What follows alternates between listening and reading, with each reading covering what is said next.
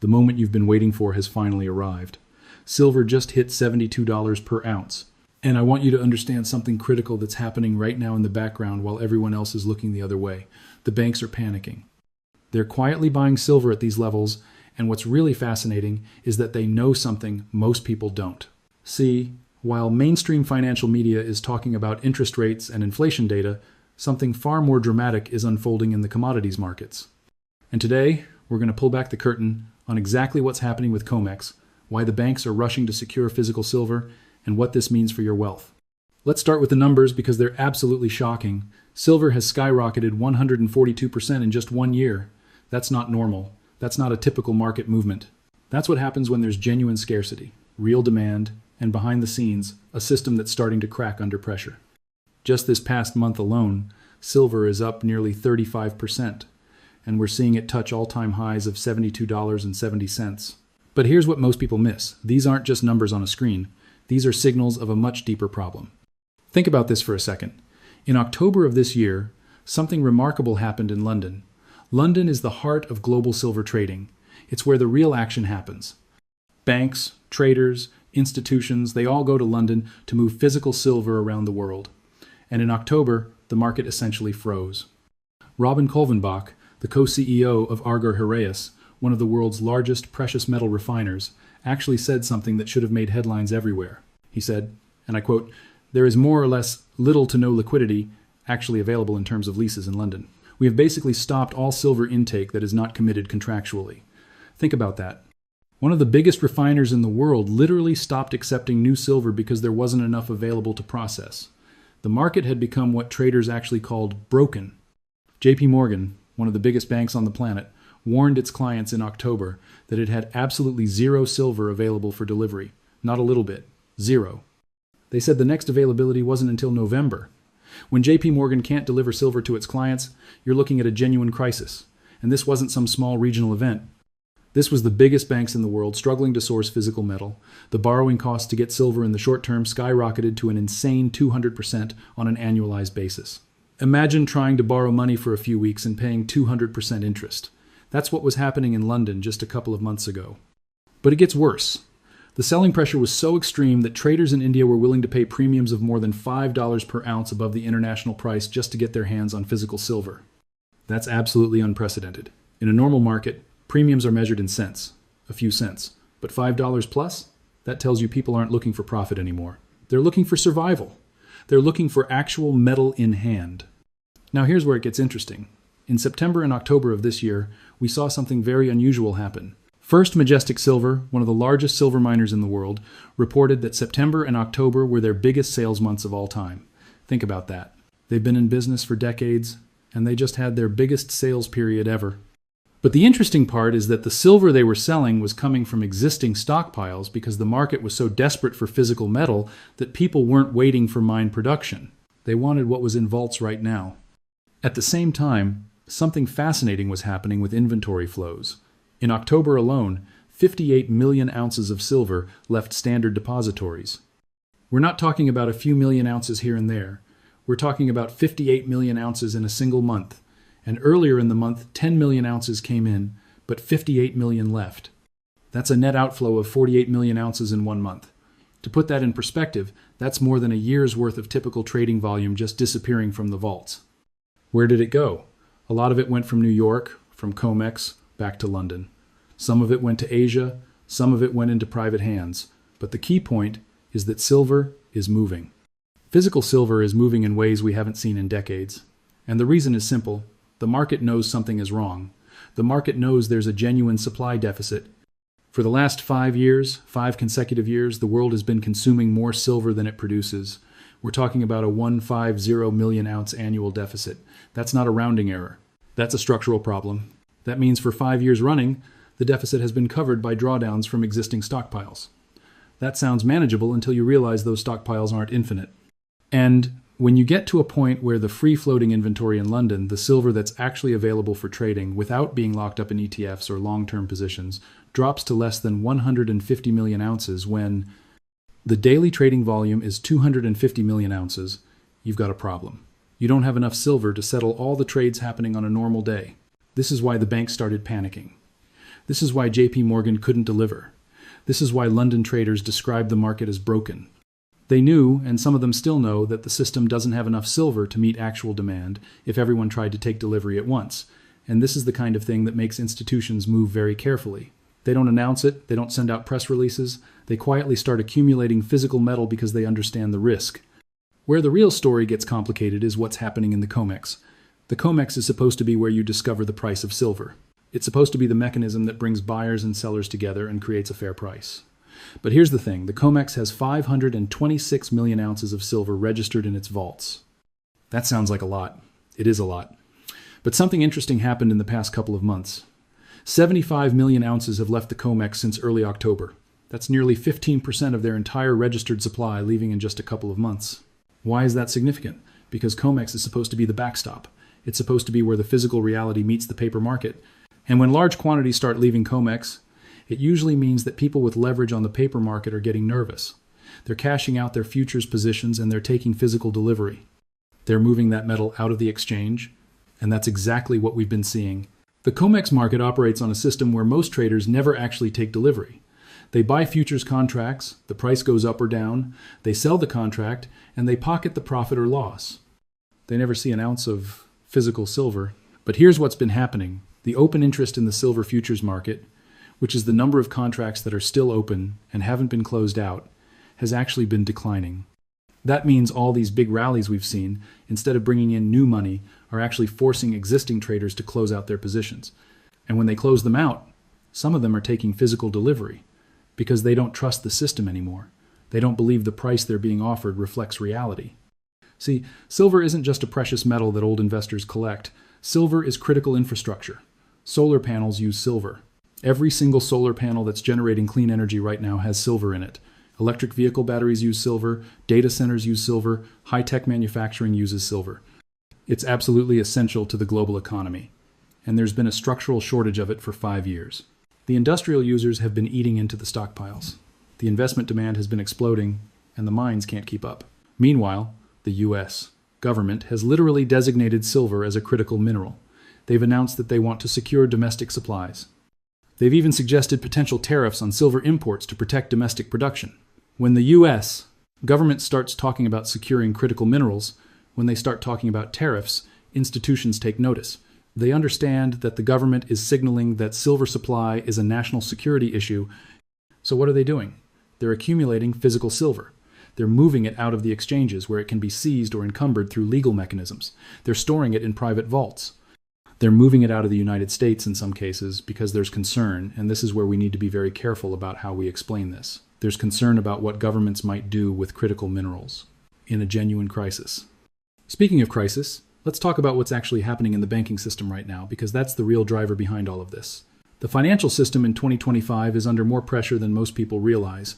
We started this year with U.S. GDP growth at just 1.5%. For context, that's down from 2.7% the year before. That's a significant drop. The economy is slowing. And when the economy slows, banks feel it immediately because their profits depend on lending and on the spread between what they pay on deposits and what they earn on loans. Right now, banks are in a squeeze.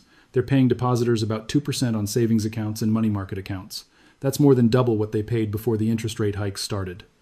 But the loans they made earlier are locking in rates. Their net interest margins, that's the profit they make per dollar of assets, have compressed to about 3%. That's tight. That's very tight. And it's getting tighter. These are the official numbers we're seeing reported, but behind those numbers is a real story about institutions that are struggling with liquidity. Now combine that with the fact that deposit costs have risen, loan demand is weakening because businesses are being cautious in a slow economy, and you've got institutions that are getting nervous. They're looking for security. They're looking for assets that can't be questioned, that can't be manipulated, that have genuine scarcity. And they're looking at silver at $72 per ounce and saying, this is a genuine crisis play. This is real money in times of trouble. This is why you're seeing the quiet accumulation. This is why the big physical moves we talked about earlier are happening. Banks, institutions, and wealthy individuals are moving out of the system and into tangible assets. And silver, because of the supply deficit, because of its industrial importance, because of its critical mineral status, is one of the most obvious plays. The Uniform Commercial Code, or UCC, is a set of laws that governs commercial transactions in the United States. It's the framework that determines who owns what when things go wrong. And Article 8 of the UCC specifically deals with securities and financial assets. Now, on the surface, that sounds boring and technical, but here's what Article 8 actually does in practice. It creates a system where big financial institutions, the banks, the brokers, the custodians, have the ability to claim ownership over customer assets in times of financial distress. Think about your stock portfolio for a second. If you own stocks through a broker, those stocks aren't in your actual name on the company's ledger. They're held by a custodian, and that custodian is one of the big banks. Your ownership is registered through something called a security entitlement. That sounds harmless. It sounds like you still own your stocks. But what Article 8 actually does is create a legal framework where, in times of crisis, if that custodian bank gets into trouble, the bank has the right to use your securities as collateral to save itself. That's not speculation. That's in the actual law. The way it works is through something called a secured creditor provision. If the bank gets a loan and uses customer assets as collateral without explicit, informed consent from the customer, the law allows the bank to use those assets. And in a bankruptcy or financial crisis, the bank's creditors have priority over you. You're not the owner anymore. You're an unsecured creditor hoping to get whatever's left after the bank's debts are paid off. Let me give you a concrete example. Let's say you have $1 million worth of stock sitting in your brokerage account. That account is held by a big bank as custodian. Now, let's say that bank starts having financial problems. It can't meet its obligations. What Article 8 allows is for that bank to use your stocks without ever asking you as collateral to secure loans that keep the bank operating. If those loans go bad, your stocks are gone. They're used to pay off the bank's creditors. And there's almost nothing you can do because Article 8 provides the legal mechanism for it. This is what the banks know. This is why they're buying. And this is what the mainstream financial media isn't talking about. Because if people started really understanding how Article 8 works, if they started realizing that their brokerage accounts could be seized in a crisis, if they understood that the system is designed to protect the banks first and customers second, there would be panic.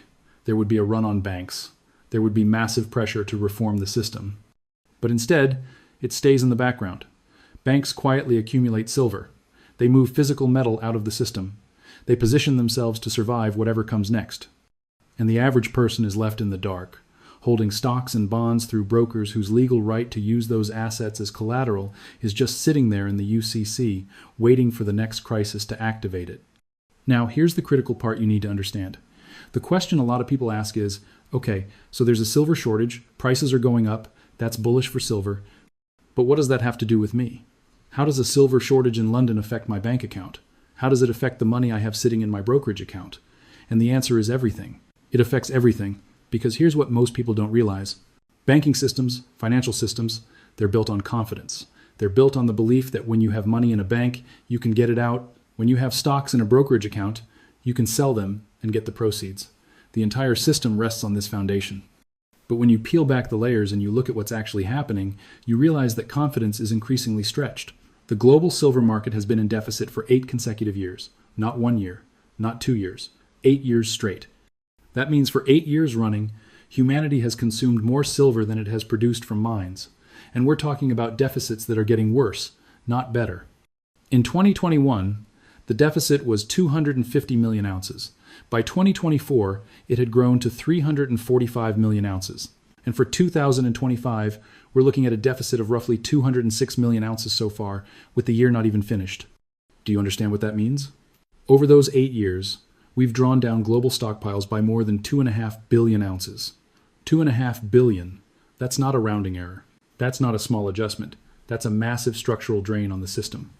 Now, you might be thinking, okay, but if there's so much demand for silver, why don't mines just produce more?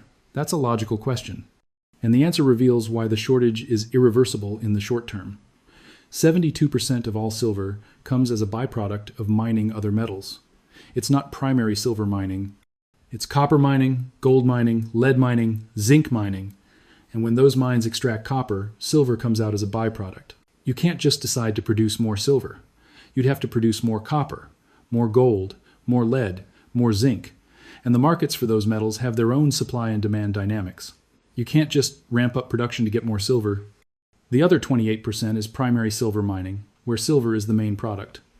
But here's the problem with those operations. They've been terrible businesses for a long time. Silver prices were suppressed for years. Mining companies couldn't justify the capital investment needed to develop new primary silver mines, so they didn't. Exploration investment collapsed. The pipeline for new mines dried up. And now when silver prices finally spike, it's too late. You can't just open a new primary silver mine overnight. It takes 7 to 10 years from discovery to actual production. 7 to 10 years. That's a long time to wait while the shortage gets worse. And as for the mines that are already operating, many of them are dealing with something called declining ore grades. That's a fancy way of saying that the remaining deposits are lower quality. You have to dig up more rock, process more material to get the same amount of silver. That increases costs. The all-in sustaining costs for silver production are now around $21 to $23 per ounce. That's the break-even point. That's what it costs to actually get the silver out of the ground, process it, and get it to market. So even though prices are at $72 per ounce, the supply isn't expanding dramatically because the response from mining is limited.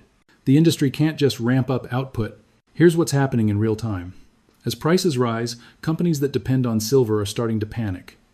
Morgan Stanley released research showing that industrial users are now willing to pay premiums, significant premiums, just to secure a supply of silver. They don't care about getting the best price. They care about having the metal available, because if they can't get silver, their entire production stops. A solar panel manufacturer can't make panels without silver. An electric vehicle battery producer can't make batteries without silver. These aren't optional materials. These are essential. And that's changed the buying behavior completely. Instead of hedging their purchases, instead of trying to get the best price, companies are now locking in long-term supply agreements at whatever price is being asked. They're willing to pay premiums.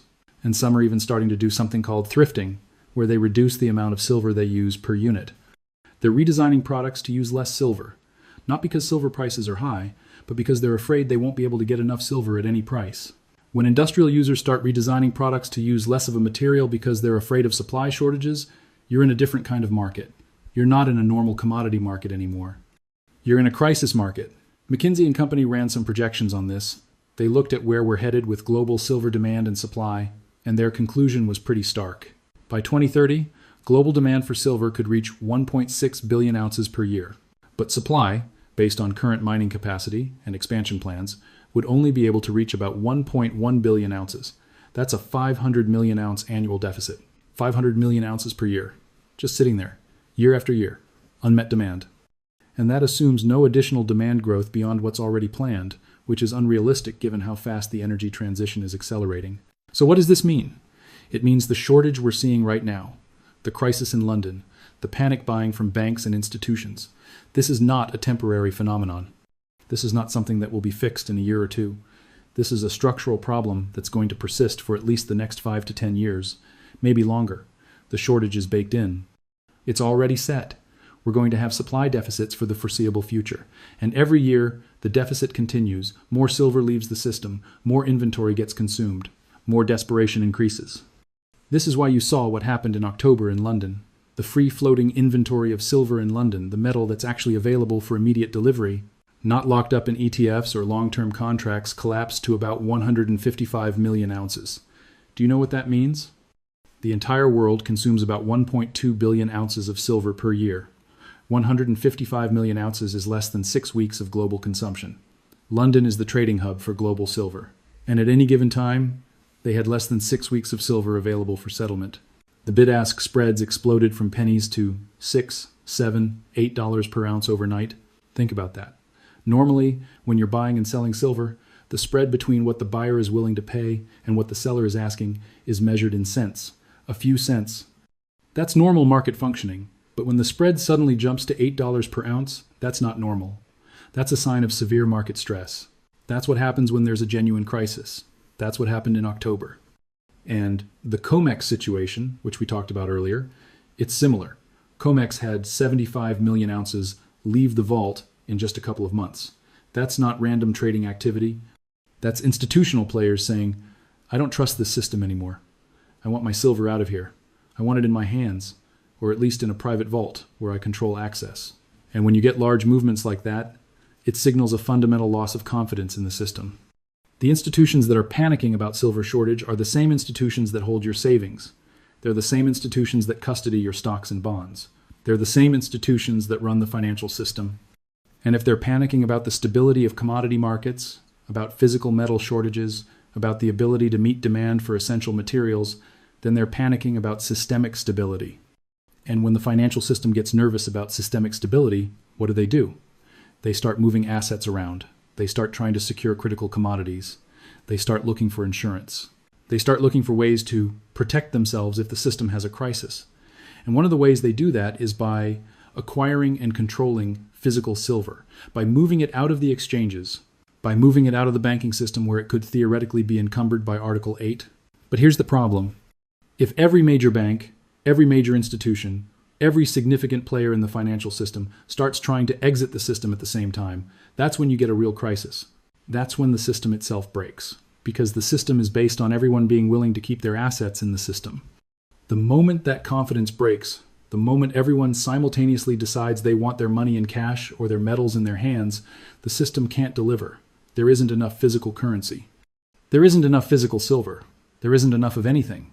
Because modern financial systems are built on layers and layers of leverage and IOUs, they're not built on actual physical backing. And that's the real story here. Silver hitting $72 isn't just about solar panels and electric vehicles needing silver. It's about the financial system itself showing signs of stress. It's about institutions recognizing that the system they depend on is becoming fragile.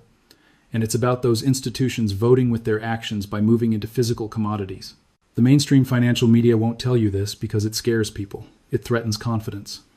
But if you look at what's actually happening, the physical flows, the price movements, the institutional actions, the story is clear. The banks know something is wrong. They're positioning accordingly, and they're doing it quietly because they don't want to cause panic. Think about it. If banks can use Article 8 to seize your securities in a financial crisis, and the government is preparing programmable digital currencies that they can control completely, then you're looking at a future where both banks and governments have increasing levels of control over your wealth.